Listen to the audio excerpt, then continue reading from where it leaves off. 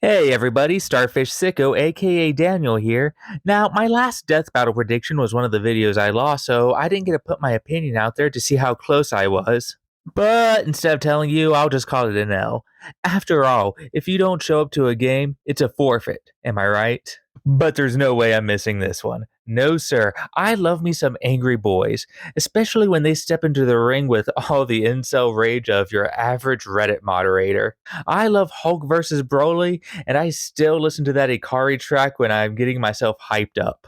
And full disclosure of my bias, I love God of War, to the point I got God of War buddy tattoos with one of my best friends as part of his Christmas present. I love my rage fuel Greek god, and I even love his softer daddy years. I am very biased in rooting for Kratos here. When it comes to Azura's Wrath, is it Azura? Ashura? I don't know, I'm sure I'll be correct on the pronunciation. I never played the game. At one point, I did watch a Let's Play and was very impressed with the wanton cinematic destruction. It's exactly the sort of over the top fight I enjoy watching, and very much made Ashura, whatever, feel like a god. And from a prediction standpoint, the only question I really feel needs answered is what will Death Battle find more important? Spectacle or scaling off of statements and lore?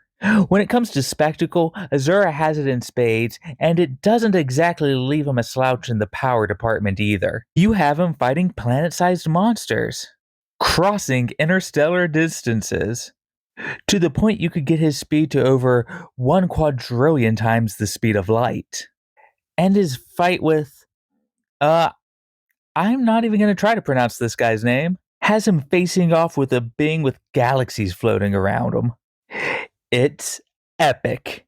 Considering the size of some of the objects being flung at Azura, that would make him probably in the multi galaxy range at the very least, and I could easily see arguments for getting him way higher. Now, sure, when you play God of War, you are also facing against gods, but it never really feels the same as that. It's hard for me to say that the fight with Poseidon left me feeling like I could also take on this thing. Video games are like that sometimes. It's not like when I play The Elder Scrolls, I often walk away feeling like I'm some sort of reality consuming multiversal being.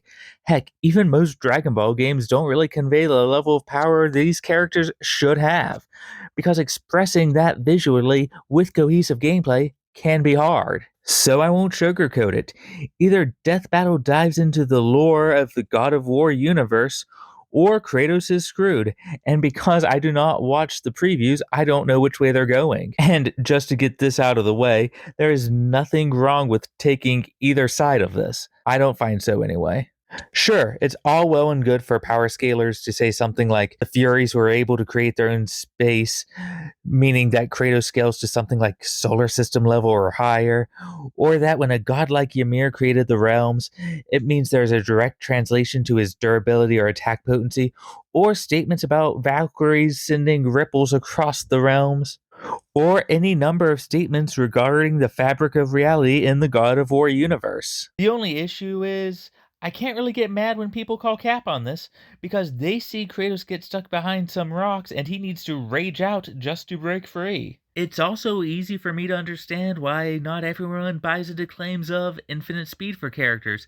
Like, you see Kratos jogging and jumping around, it often doesn't sell the impact. And of course, I could say something like a character moved through stop time, or fought the concept of speed or destiny, or any other number of things. But the spectacle of the claim doesn't always match the visuals, so I just don't sweat these things in discussions. Sure, we can still get Kratos to faster than light with some of his lightning feats, but that pales in comparison to what Asura puts on display. At the end of the day, though, it doesn't matter what I think these characters are capable of, or even what you think these characters are capable of, because we are here to predict the outcome in this video, and not do a dissection of who I think should win. And I do think Death Battle has shown a greater willingness to use both statements and lore in their matchups. Their episodes on the Chosen Undead versus the Dragonborn is a great example of this. That being said, I'm not sure exactly how much they will be willing to accept when it comes to these sorts of things, especially with speed. And I could also see them upscaling Chakravartin. Is that how you say this thing's name? Whatever, to give a boost to Asura. Now, I could also do a whole gag where I start listing off all of Kratos' powers, resistances, or things his equipment allows him to do, but doing that every time will get old. And I'm also trying to make these predictions shorter. So let's just summarize and say I really think Kratos takes versatility. Not that this category really matters all that much in my prediction. As usual, before my prediction, here's how I think the stats break down. You have Kratos taking attack potency, durability, versatility, fighting ability, and having an amazing beard.